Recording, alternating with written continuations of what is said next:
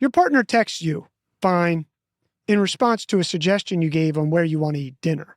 That period, that one-word answer, suddenly you're not deciding on Thai food anymore.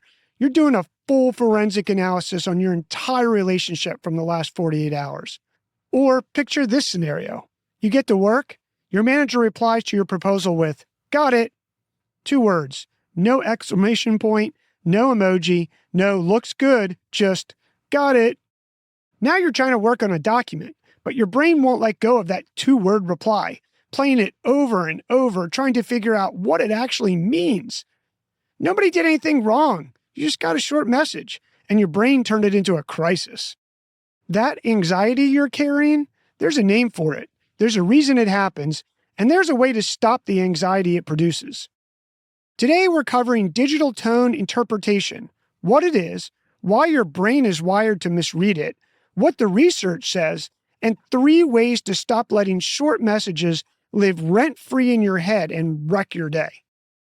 Digital tone interpretation is your brain's attempt to assign emotional meaning to a message that has no vocal cues, no facial expression, and no body language. In person, you've got all of it. You see the smile, you hear the warmth, you notice the eyebrows lift.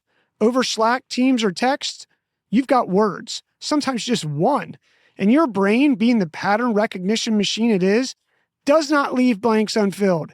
It writes a story, and it usually writes the worst one available. A 2005 study published in the Journal of Personality and Social Psychology titled, Egocentrism Over Email, Can We Communicate as Well as We Think?, ran 5 experiments on how people read emotional tone in digital messages. Without gesture, emphasis, and intonation, conveying emotion in writing turns out to be genuinely difficult. But the more alarming finding wasn't the gap itself, it was how invisible that gap is to us. Participants predicted their messages would land correctly about 78% of the time. The actual accuracy rate was 56. Nearly half the time, the tone didn't land the way anyone intended, and neither side knew it. That's the part that stings. The culprit is egocentrism, not arrogance, but the difficulty of stepping outside your own perspective. When you write a message, you hear the tone you intended. The reader doesn't have access to that. They only have the words. That short reply from your boss, you hear dismissal. They heard nothing. They were just in a hurry trying to fight down their inbox. Having said that, the anxiety you carry from that message is real. The meaning you assign to it almost certainly isn't. Here's 3 tips how to stop overthinking the short reply.